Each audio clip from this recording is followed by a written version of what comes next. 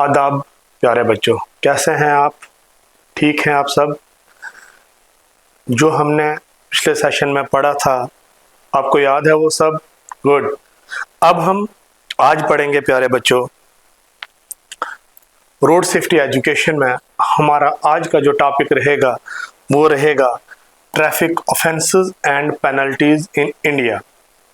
कि कौन से जुर्म हैं जिन्हें हम जुर्म कहेंगे ट्रैफिक से रिलेटेड, और क्या सज़ा है उनकी, जो जुर्म या जो गलतियां हम करेंगे जिन्हें हम ऑफेंसेस कहेंगे, ट्रैफिक ऑफेंसेस, उनकी क्या सज़ा मिल सकती है, और वो जुर्म क्या है ये भी देखेंगे, और पेनल्टीज क्या रहेंगी वो भी हम देखेंगे।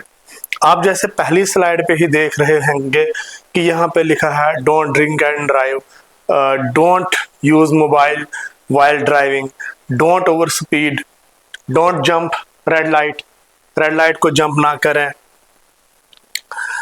यहाँ पे लिखा है पेनल्टीज क्या है, हैवी फाइन्स हैं, इम्प्रिजनमेंट है, लाइसेंस सस्पेंशन है, know the rule, drivers responsibility, respect traffic laws, save lives. तो कहने का मतलब ये हुआ कि आज हम रोड सेफ्टी एजुकेशन में जो पढ़ेंगे प्यारे बच्चों, उस टॉपिक का नाम है traffic offences and penalties in India. Traffic offences क्या हैं और उनकी क्या पेनल्टीज होती हैं। तो बच्चों, हमारा आज का सेशन के जो लर्निंग ऑब्जेक्टिव्स हैं उन पे एक नज़र दौड़ाते हैं कि हमारे लर्निंग ऑब्जेक्टिव्स क्या हैं। तो बच्चों, हमारे आज के जो लर्निंग ऑब्जेक्टिव्स हैं आज के सेशन के, वो रहेंगे, हम देखेंगे explain purpose and significance of motor vehicle act 1988 कि 1988 मोटर व्हीकल एक्ट का पर्पस क्या है, जैसा हमने पीछे भी पढ़ा था। और उसके बाद जो 2019 में अमेंडमेंट बिल आया था रोड सेफ्टी को लेके, रोड सेफ्टी को प्रमोट करने के लिए, उसके बारे में जानकारी लेंगे। और तो बच्चों, हम आज के सेशन में पढ़ेंगे आइडेंटिफाई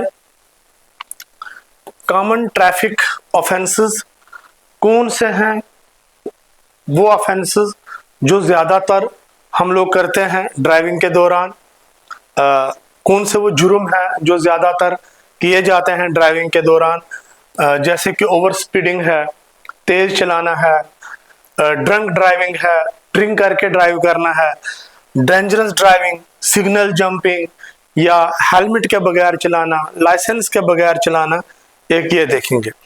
दूसरा हम ये भी देखने की सीखेंगे आज के सेशन में कि digital enforcement of technologies, understand the use of digital enforcement technologies, जैसे कि ई चालान क्या होते हैं, ANPR क्या है, ANPR कैमरास, स्पीड रिडार्स, डिजी लॉकर्स, एम परिवहन इन इम्प्रूविंग ट्रैफिक मैनेजमेंट।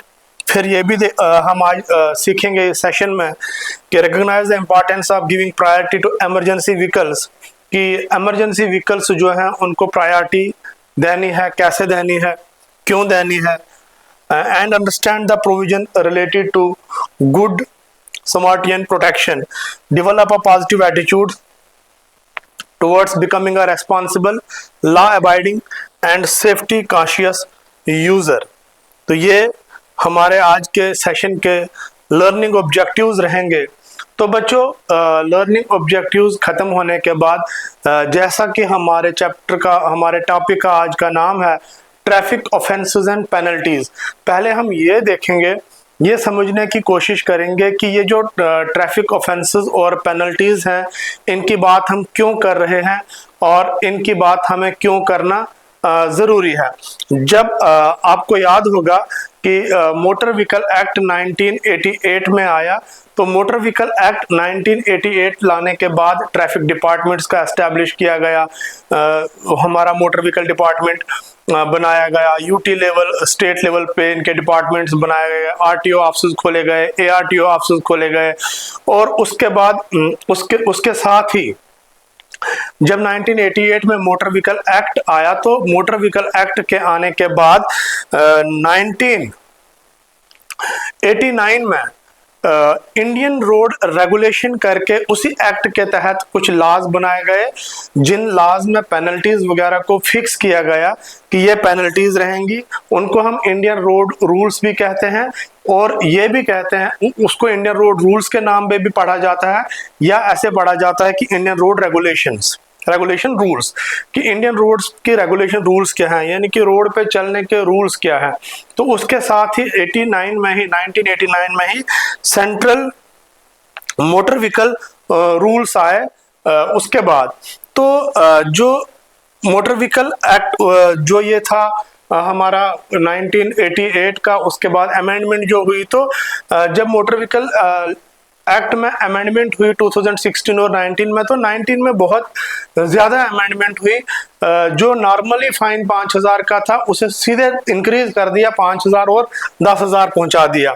तो हम यहाँ पर उन्हीं की बात करेंगे, जैसे मोटर व्हीकल एक्ट 2009 की जो बात है, जो की पेनल्टी प्रोविजंस हैं, उसमें देखिए ड्रंक ड्राइविंग की जब बात हुई सेक्शन 185 में, ओल्ड फाइन था 2,000 और रिवाइज फाइन सीधे 10,000 हो गया। उसके बाद ब्लॉकिंग इमरजेंसी व्हीकल, अगर कोई व्हीकल रोड पे चल रही है, इमरजेंसी व्हीकल है, जैसे कि एम्बुलेंस है, फायर सर्विस की गाड़ी है, अगर हम उसका रास्ता रोकते हैं तो पहले उसके रास्ते को रोकने का उसके रास्ते में रुकावट बनने का कोई फाइन नहीं था। लेकिन मोटर व्हीकल अमेंडमेंट बिल 2019 का जब आया तो उसमें रिवाइज करके वो 10,000 हो गया। ड्राइविंग विदाउट लाइसेंस, पहले ड्राइविंग विदाउट लाइसेंस का फाइन था 500 रुपए, और जब अमेंडमेंट हुई अगर आप बिना लाइसेंस के गाड़ी चला रहे हो तो वो फाइन रिवाइज होके 5,000 हो गया। ओवर स्पीडिंग अगर आप करते हो तो ओल्ड फाइन था 1,000 रुपए और 400 रुपए, और रिवाइज्ड पहले 1,000 रुपए हुआ, फिर दोबारा से रिवाइज हुआ तो 2,000 हो गया। अगर सीट बेल्ट नहीं पहनते हैं तो पहले फाइन 100 रुपए था, फिर उसके बाद रिवाइज 1,000 रुपए हो गया। तो की इनसाइट्स क्या थी इसकी? की इनसाइट्स की जब हम बात करेंगे, यानी कि 2019 का जो अमेंडमेंट बिल है, जिसकी मैं अभी आपसे बात कर रहा था, कि 2019 के अमेंडमेंट बिल में हर एक फाइन को लगभग 5,000 से 10,000 यानी कि डबल कर दिया। Penalty increases across major offenses to act as strong deterrent and lower India's high road fatality rates. अब ये फाइन क्यों इतना कर दिया गया? ताकि हम रोड पे जो ये ज्यादा हादसे होते हैं उनको स्ट्रिक्ट कानून बना के और ज्यादा पेनल्टीज लगा के उनको हम कम कर सकें, उनको हम रोक सकें। तो देखिए, अब क्योंकि जैसे हमारे टॉपिक का ही नाम है कि पेनल्टीज क्या है, ऑफेंसेस जो है, ऑफेंसेस की पेनल्टीज क्या है, तो कितनी कितनी पेनल्टीज रहेंगी। जैसे हमने अभी पीछे डिस्कस किया कि पुराना फाइन इतना था, नया फाइन इतना है। तो ड्रंक ड्राइविंग में अगर आप देखेंगे सेक्शन 185 मोटर व्हीकल एक्ट, जो सेक्शन 185 मोटर व्हीकल एक्ट का है, वो ये कहता है कि first offence incurs 10,000 fine and or 6 months imprisonment. पहले अगर हम लोग पहली बार पकड़े गए ड्रंक ड्राइव करते हुए, नशा करके ड्राइव करते हुए, तो मिनिमम फाइन जो होगा 10,000 रुपये होगा, और 10,000 रुपये फाइन के साथ साथ या एंड आर और या 6 महीने की जेल हो सकती है। अगर हम इसको दोबारा से दोहराते हैं, यानी कि अपने इस रवैये से बाज नहीं आते हैं, हम दोबारा से ड्रंक करके ड्राइव करते हैं, तो उस टाइम जब हमें पहला फाइन हुआ होगा, ऑनलाइन रिकॉर्ड में मिल जाएगा कि इसको पहले भी 10,000 रुपये फाइन हुआ है, क्योंकि इनने ड्रिंक करके ड्राइव कर रहे थे।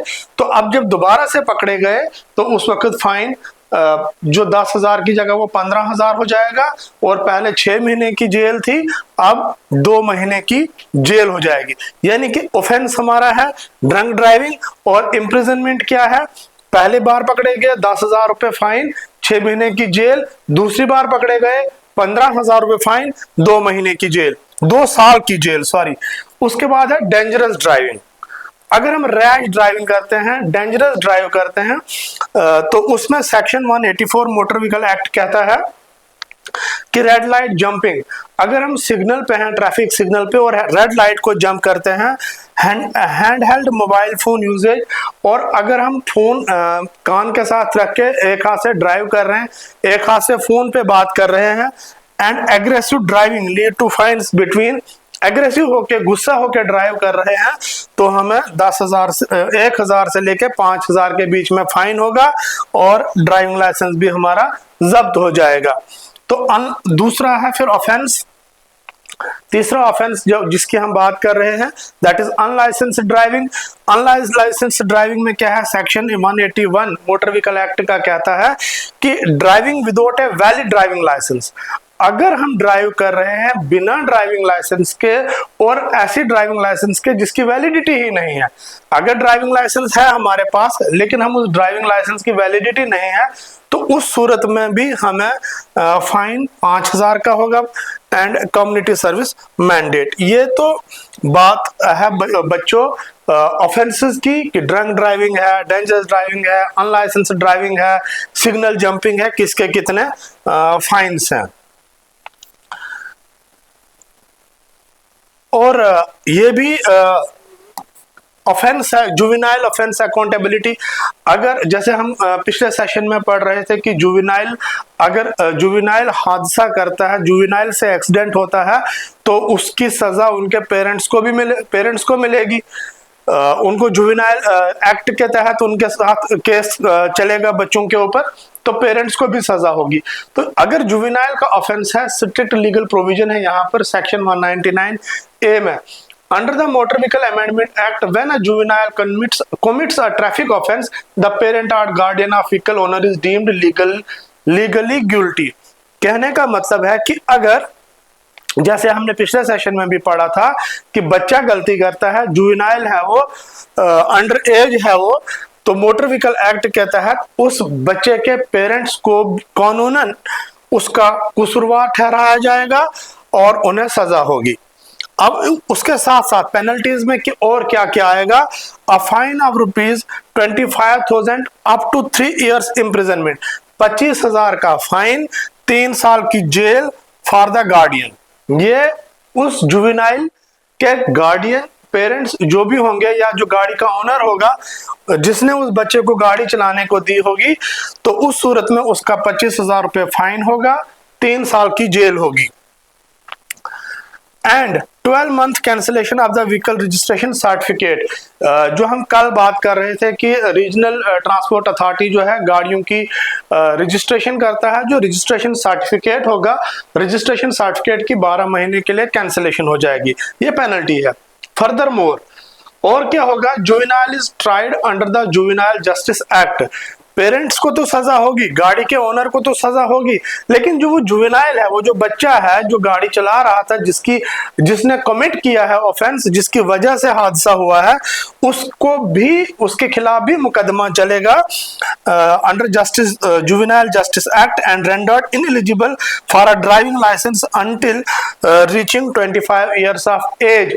और उस बच्चे का तब तक लाइसेंस नहीं बनेगा जब तक वो 25 साल की एज का नहीं हो जाता है, तो उस बच्चे का ड्राइविंग लाइसेंस नहीं बनेगा। अब हम बात करेंगे डिजिटल इन्फोर्समेंट और ई चलान्स की। डिजिटल हम चीजों को कैसे इन्फोर्स करेंगे, और ई चलान्स क्या क्या होते हैं, ई चलान्स कैसे होते हैं। तो देखिए बच्चों, यहाँ पर हम बात करते हैं ANPR and speed radars. ANPR क्या होता है, ऑटोमेटिक नंबर प्लेट रिकॉग्निशन, कि कैमरे लगे हों, स्पीड रेडार्स लगे हों ट्रैफिक सिग्नल्स पे या जगह जगह, जैसे ही कोई बंदा गाड़ी तेजी से चला रहा हो तो वो जो नंबर प्लेट है वो उस कैमरे में कैच हो जाए, वो जो कैमरा हो वो ऐसा हो, ऑटोमेटिक नंबर प्लेट रिकॉग्निशन, वो उस नंबर प्लेट को रिकॉग्नाइज करे और उस नंबर प्लेट से ये पता लगे कि ये इस बंदे का फोन नंबर ये है और ये फलानी बंदा है जो इस गाड़ी को चला रहा है, तो उसके फोन पे वो अभी चल ही रहा होगा तो चलान आ जाए, ऑनलाइन चलान जिसे हम ई चलान भी कहते हैं। तो automatic number plate recognition cameras लगाने की जरूरत है and high speed radar sensor automatically capture speed violation, red light jumps and zebra crossing intrusions generating instant e challans sent via SMS. SMS क्या होता है? एसएमएस होता है शॉर्ट मैसेजिंग सर्विस। ठीक है, तो एसएमएस किसे बोलते हैं? शॉर्ट मैसेजिंग सर्विस को। तो जो मैं कह रहा था कि अगर एएनपीआर कैमरास लगे हों और स्पीड रडार्स लगे हों जो ऑटोमेटिक नंबर प्लेट को पढ़ लें, रिकॉग्निशन उसको आइडेंटिफाई करें कि ये फलानी गाड़ी इस गाड़ी का ये नंबर है, इसने ओवर स्पीड किया है, सिग्नल जंप किया है, जेब्रा क्रॉसिंग पे निकल गया है, वहां रुका नहीं है जब उसे रुकना था, तो उसके फोन पे थ्रू एसएमएस डायरेक्टली चालान पहुंचे थ्रू एसएमएस, तो उसे हम ई चालान भी कहते हैं। तो इस तरीके से डिजिटल इन्फोर्समेंट होगा और वो चालान वो ऑनलाइन ही भर भी सकता है जिसका चालान होगा, जिसकी पेनल्टी जिसको पड़ेगी। फिर है एम परिवहन और डिजी लॉकर। यहाँ पर दो पोर्टल हैं, एक तो ऐप है डिजी लॉकर करके और दूसरा एम परिवहन पोर्टल है। यहाँ पर क्या है? Integration with national database allows contactless verification of driving licence. अब जैसे हमारे पास ड्राइविंग लाइसेंस है, हमने ड्राइविंग लाइसेंस साथ में नहीं रखा है, हमसे पूछा जाता है अपना ड्राइविंग लाइसेंस बताइए, हम फोन निकालते हैं और ड्राइविंग लाइसेंस दिखाते हैं। बच्चों, जो फोन में हम ड्राइविंग लाइसेंस फोटो खींच के रखते हैं वो वैलिड नहीं होता है क्योंकि वो हमने फोटो खींची होती है।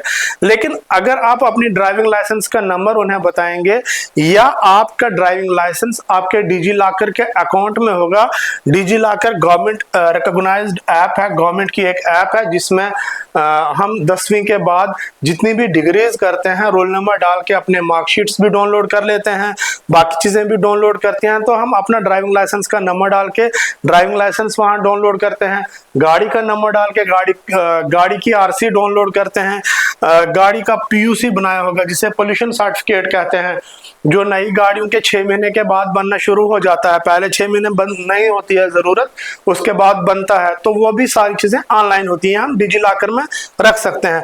और यही डॉक्यूमेंट हम एम परिवहन में भी रखते हैं। तो डिजी लॉकर में रखो या एम परिवहन में रखो, आपको कोई पूछेगा आपने सिर्फ बताना है, वो उसको वेरीफाई करते हैं। तो वेरिफिकेशन के लिए बहुत आसान तरीका है। Instant payment portal ensure higher challan recovery rates and transparent law enforcement. और इस तरीके के पोर्टल चीजों को अच्छी तरह से जो लॉज हैं उनको इंप्लीमेंट करने में भी मदद करते हैं, और जो पेनल्टीज वगैरह होती हैं उन पेनल्टीज से जो फाइन उनका पड़ता है, जो पेनल्टीज होती हैं, जो रिकवरी होती है वो भी आसानी से हो जाती है। तो बच्चों, उसके बाद बात हम कर रहे हैं safety matrix and direct impact. जो 5x से हम सीधे 10x हो गए, यानी कि मैक्सिमम फाइन जो है वो इंक्रीज हो गया 10,000 का। जैसे मैं अभी पीयूसी कह रहा था, जैसे बच्चों पोल्यूशन सर्टिफिकेट 100-150 रुपए में टोटल बनता है, लेकिन अगर आपके पास पोल्यूशन नहीं होगा तो 10,000 से नीचे चालान नहीं होता है। Targeting zero preventable casualties. India accounts, जैसे कि हमने पहले दिन ही पढ़ा था, पहले सेशन में ही पढ़ा था कि 11% ग्लोबल रोड क्रैश जो है अप्रोक्सीमेटली इंडिया कंट्रीब्यूट करता है। डेस्पाइट फैक्ट ये भी है कि पूरे वर्ल्ड में 1% जो वर्ल्ड की गाड़ियां हैं उसका 1% इंडिया में है। तो यहाँ पर लेजिस्लेटिव ओवरऑल जो है directly targets key crash drivers. यहाँ पर जैसे मैंडेटरी है 3 month driving licence suspension for riding without a helmet और सीट बेल्ट। अगर हम सीट बेल्ट के बगैर गाड़ी चलाएंगे, ड्राइविंग लाइसेंस के बगैर, सीट बेल्ट के बगैर गाड़ी चलाएंगे, हेलमेट के बगैर गाड़ी चलाएंगे तो ड्राइविंग लाइसेंस सस्पेंड हो जाएगा 3 महीने के लिए। Importing vehicles for racing and unregistered modification. गाड़ियों को सीज करेंगे, हम गाड़ियों को पकड़ेंगे अगर रेसिंग है, रेस में यूज कर रहे हैं, रेस लगा रहे हैं और मॉडिफिकेशंस कर रहे हैं गाड़ियों की। Compulsory driver refresher course for repeat traffic offenders. और जो लगातार ट्रैफिक ऑफेंसेस क्रिएट करते हैं उनको कंपलसरी रिफ्रेशर कोर्स कराने की जरूरत है।